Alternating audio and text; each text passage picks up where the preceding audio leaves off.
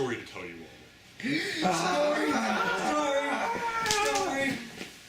Okay, now quiet, children. For this is a story about the great nation of the Union of Soviet Socialist Republics. Do you mean the USSR, Grandpa? Yes, my child.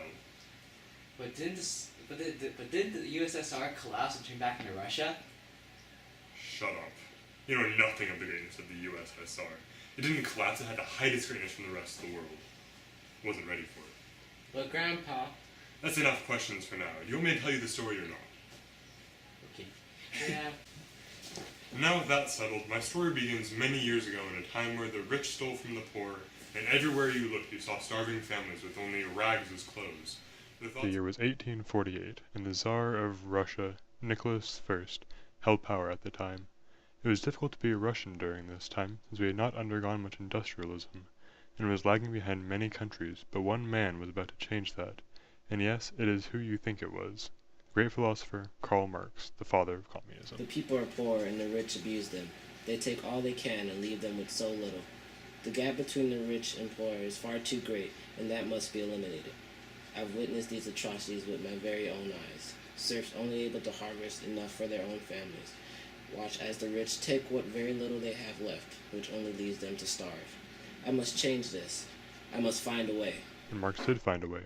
Later that year, he published the Communist Manifesto, which led to the widespread growth of communism throughout the people, all whom wanted a fair and just world. There were no poor, no rich. Everyone was equal, and all put an equal amount of work into society. After allowing these communist ideas to fester and grow, in the year 1917, Vladimir Lenin's glorious October Revolution overthrew the Tsar Nicholas II and forced him to abdicate his throne.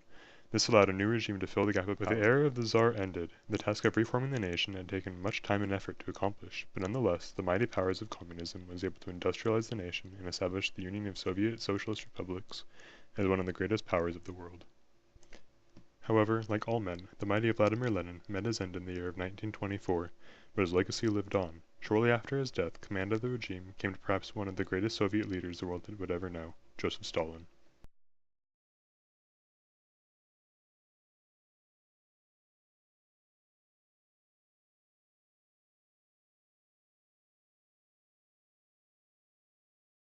Grandpa, I heard that Stalin was a bad leader. Where'd you hear these lies? If it was Soviet Russia, the KGB would have had you shot on the spot. No, but Grandpa, it's true. Stalin had millions of his own citizens killed in the gulags across Siberia. And that's where you'll end up if you keep saying these lies. With the ghost of the First World War coming back to haunt us, the threat of a second one was looming over our shoulders. It was inevitable that we would have to fight the fascist pigs in Germany. It was only through the wisdom and strength of the great Stalin that we were able to fight the Germans and join forces with the Allies. With the combined effort of the Allied forces, the magnificent Stalin, Churchill, and Roosevelt were able to fight against the evils of Germany. But more importantly, we were able to regain what was rightfully ours throughout the war. It took the lives and blood of hundreds upon thousands of strong Soviet soldiers, but when we were assaulting the last German bunker in Berlin, it was our forces that took the city, and it was our forces that made Hitler kill himself like the cowardly dog he was.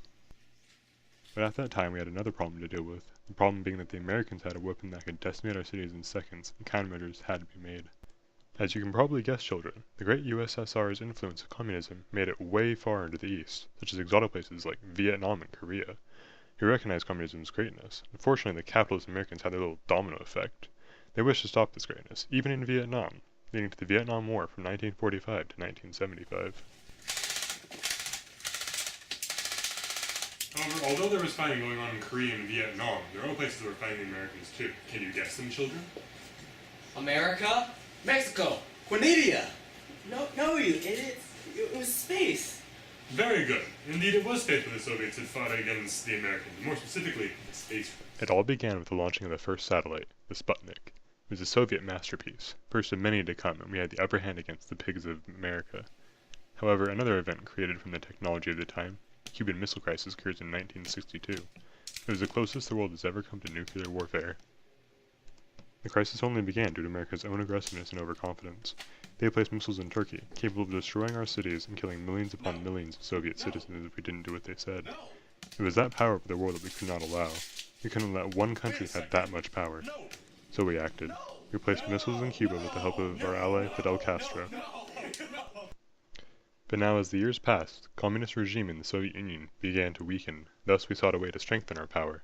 Then came Gorbachev, a man who we thought would lead us out of the days of weakness, but we were wrong. With the efforts of the American President Ronald Reagan, Gorbachev allowed the wall of Berlin to fall, which was a mistake and a sign of failure of the highest order. I have a small suit and a big plan. Mr. Gorbachev, tear down this wall! Woo! Yeah! America! America! It may seem like we may have lost the Cold War, my children, but look at the television. Look at the state of Russia. Why is Putin, you ask, invading Crimea? I'll tell you little by little, this blue planet is slowly becoming red.